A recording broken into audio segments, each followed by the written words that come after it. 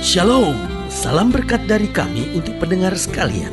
Saat ini pendengar akan diberkati dengan program Hari Ini Harinya Tuhan bagian yang ke-8. Sebuah program rohani tentang doktrin Alkitab yang menolong kita untuk semakin tertanam dalam kebenaran firman dan bertumbuh dalam kemuliaan. Bersama hambanya, Pendeta Gilbert Lumwendo, STH.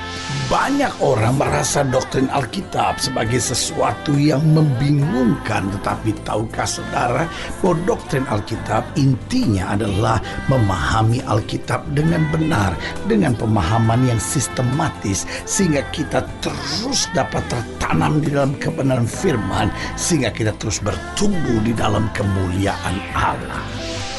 Buka hati saudara sekalian untuk menerima berkat-berkat firman-Nya hari ini. Dunia hari-hari ini sedang kekurangan orang-orang bijaksana. Karena saudaraku yang kasih dalam Tuhan, dunia ini penuh dengan orang-orang egois yang hanya memikirkan dirinya sendiri. Tetapi orang-orang bijaksana ini yang perlu untuk apa? Untuk berani memikirkan orang lain juga. Kita butuh sekali pemimpin-pemimpin negara yang bijaksana. Bukan hanya pintar berorasi, bukan hanya pandai membagi-bagi janji, tetapi mampu menjadi orang bijaksana yang turut memikirkan kepentingan orang lain, yang turut memberikan sejahtera bagi masyarakat.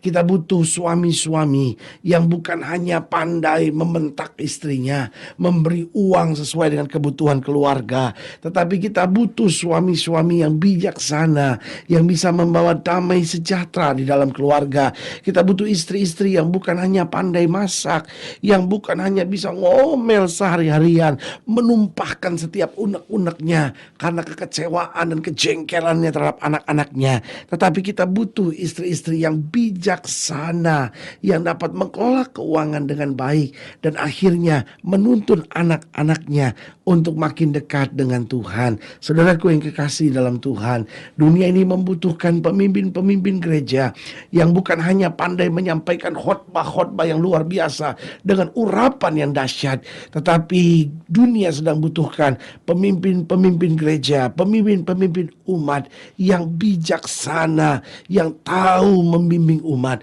untuk menjadi warga kerajaan sorga, yang menjadi berkat sementara dia ada di muka bumi. Dunia membutuhkan orang-orang muda yang bijaksana, yang bukan hanya menuntut dari orang tuanya harus begini, harus begini, harus begini, tetapi dengan kebijaksanaannya dia berjalan dalam takut akan Tuhan. Karena ini yang saya percaya, orang-orang bijaksana dimanapun dia ada, dia bukan hanya berjalan dalam damai sejahtera, tetapi dia membawa damai bagi orang-orang di sekitarnya. Haleluya. Selamat datang dalam program kita hari ini, Harinya Tuhan, sebuah program rohani yang kembali mengingatkan kepada kita betapa pentingnya kita menjadikan firman Tuhan sebagai dasar keseharian hidup kita. Karena selama kita menjadikan firman Tuhan sebagai dasar keseharian hidup kita, langkah-langkah ke depan kita penuh dengan kepastian, kemenangan, berkat, mujizat, dan perkara-perkara yang besar. Haleluya.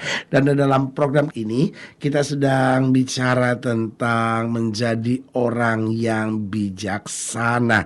Karena saya percaya bijaksana bukan karakter, bijaksana bukan sifat, tetapi bijaksana sebetulnya adalah tekad dalam kehidupan seseorang. Jangan bilang, waduh memang dia sifatnya, karakternya bijaksana pendeta, sementara saya itu berbeda sekali. Saya percaya bijaksana bukan karakter, bukan sifat, tetapi tekad dalam kehidupan seseorang. Maukah kita menjadi bijaksana? Apapun karakter kita, apapun sifat kita, tetapi karena kita mengerti panggilan kehidupan kita, kita mau menjadi orang-orang yang bijaksana. Haleluya. Nah, pembahasan tentang orang bijaksana ini kita sama-sama mulai dari Mazmur 119. Mazmur 119 masih di dalam Mazmur terpanjang dalam Alkitab, bahkan pasal terpanjang dalam Alkitab, yaitu Mazmur 119 ayat yang ke-97 sampai ayat yang ke-104. Dikatakan demikian firman Tuhan, Mazmur 119 ayat 97 sampai 104. Betapa aku cintai Tauratmu, aku merenungkan sepanjang hari. Perintahmu membuat aku lebih bijaksana daripada musuh-musuhku, sebab selamanya itu ada padaku. Aku lebih berakal budi daripada semua pengajarku, sebab peringatan-peringatanmu kurenungkan. Saudaraku yang kasih dalam Tuhan, menarik. Daud tidak bilang aku lebih pintar, Daud tidak bilang aku lebih hebat, Daud tidak bilang aku lebih baik. Tapi yang menarik, Daud bilang aku lebih bijaksana daripada musuh-musuhku, aku lebih berakal budi daripada semua pengajarku. Dan saudaraku yang kasih dalam Tuhan, dengan lain kata Daud menyadari betul pentingnya kuasa firman ini. Sampai Daud berkata, lewat firman-Mu aku menjadi orang-orang yang lebih bijaksana. Dengan lain kata, kalau aku berhasil, aku bisa menjadi berkat. Bukan karena aku lebih pandai, bukan karena aku lebih hebat, bukan karena aku lebih kaya, bukan karena aku lebih jago. Saudaraku yang kasih dalam Tuhan, mungkin kau berkata, saya nggak pinter-pinter aman. Mungkin saudara berkata, saya nggak hebat-hebat aman. Tapi saya mau beritahu buat saudara, kalau engkau bijaksana, itu cukup untuk menuntun hidup kita pada kehendak Tuhan yang sempurna. Ayat yang ke-100 dikatakan, aku lebih mengerti daripada orang-orang tua, sebab aku memegang titah-titahmu. Terhadap segala jalan kejahatan aku menahan kakiku, supaya aku berpegang pada firman-Mu. Aku tidak menyimpang dari hukum-hukum-Mu, sebab Engkaulah yang mengajar aku. Betapa manisnya janji-Mu itu bagi langit-langitku, lebih daripada madu bagi mulutku. Aku beroleh pengertian dari titah-titahmu. Itulah sebabnya aku benci segala jalan dusta. Saudaraku yang kekasih dalam Tuhan, dari sini kita belajar pada ayat yang ke-98 dikatakan, aku lebih bijaksana daripada musuh-musuhku, sebab selama-lamanya perintah-Mu itu ada padaku.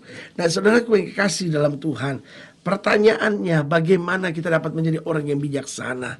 Yang pertama saya pelajari, bijaksana itu bukan didapat di bangku sekolah.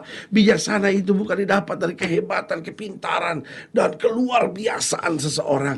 Tetapi saya pelajari bahwa bijaksana yang pertama bisa kita dapat jika kita hidup di dalam firman. Jika kita hidup dalam firman, jika kita pegang perintah-perintah Tuhan, jika kita simpan janji-janji Tuhan dalam hidup kita, maka saudaraku yang kasih dalam Tuhan, kita akan menjadi orang yang bijaksana. Itu berarti mengajar kepada kita, pintar memang baik. Menjadi orang yang hebat itu memang perlu.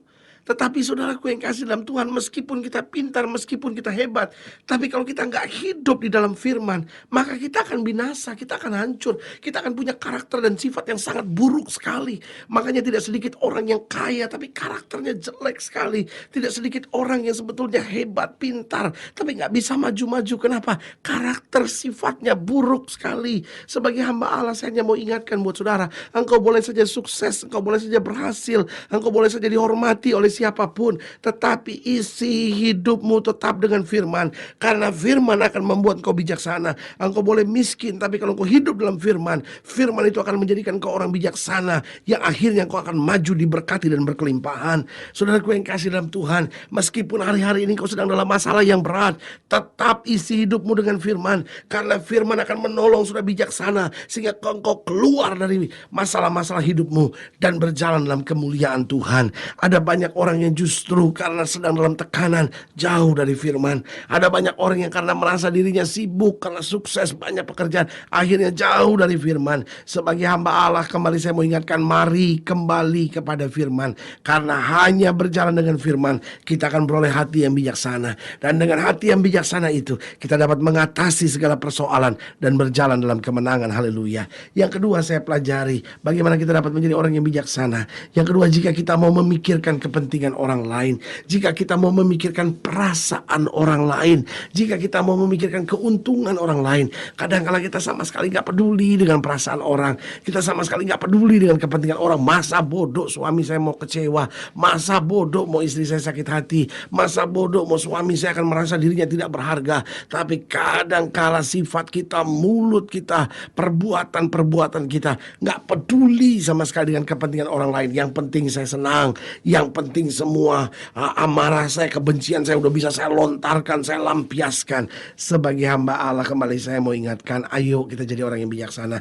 Pikirkan kepentingan orang lain, pikirkan perasaan orang lain. Kalau saya bersikap begini, kalau saya bertindak begini, kalau saya ngomong begini, bagaimana ya hati suami saya, gimana ya kira-kira pikiran istri saya, gimana ya perasaan mertua saya, gimana ya perasaan orang di sekitar saya. Sebagai hamba Allah saya mau ingatkan, orang-orang yang banyak memikirkan kepentingan orang lain akan menjadi orang yang bijaksana. Yang ketiga saya pelajari bagaimana kita dapat menjadi bijaksana, yaitu jika kita menempatkan kebenaran di atas kepentingan. Ada banyak orang yang dia pikirkan cuma kepentingan, keuntungan, kepentingan, keuntungan, tapi dia lupa berpikir ini benar atau tidak. Saudaraku yang kasih dalam Tuhan, meskipun itu mendatangkan untung yang besar, meskipun menurut kita penting, tetapi kalau itu tidak benar, biarlah kita berani meninggalkannya, karena buat kita kebenaran harus di atas segala-galanya. Jadi orang yang bijaksana, yang pertama dia hidup dalam firman, yang kedua dia pikirkan kepentingan orang lain, yang ketiga dia menempatkan kebenaran di atas kepentingan, dan yang keempat bagaimana kita dapat menjadi bijaksana, yaitu jika kita selalu mau menjaga hati kita. Saudaraku yang kasih dalam Tuhan, di hati kita jangan sampai ada keserakahan, di hati kita jangan sampai ada kesombongan, di hati kita jangan sampai ada pemikiran hanya untuk memperkaya diri sendiri. Orang-orang yang tidak menjaga hati akan menjadi orang yang egois, akan menjadi orang yang kasar dan mau menang sendiri.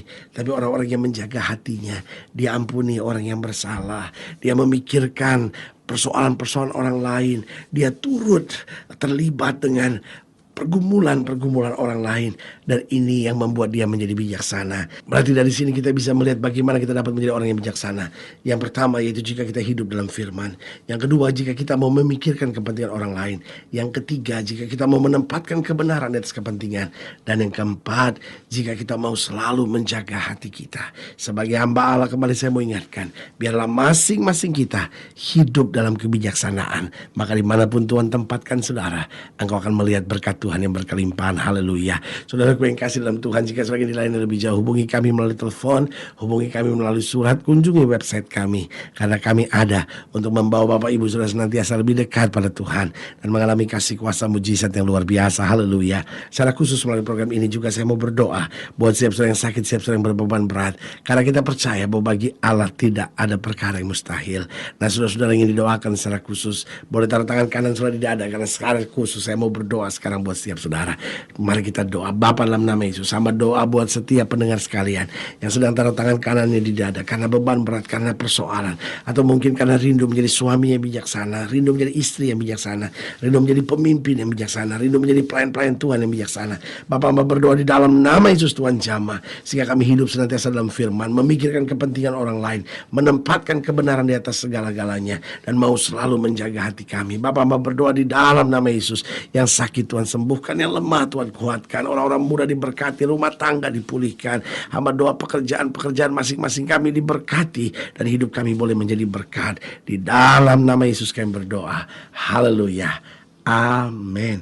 Saudaraku yang kasih dalam Tuhan, kita sudah berdoa. Ingat, Allah tidak pernah lalai menepati janjinya. Inilah saatnya buat kita untuk bangkit bersemangat, bersuka cita dalam menghadapi segala perkara. Karena kita tahu Yesus hidup, Yesus berkuasa, Yesus senantiasa menyertai kita sampai kesudahan alam. Doa saya menyertai saudara sampai berjumpa pada program berikut. Dan jangan lupa, jadikan hari ini harinya Tuhan. Haleluya.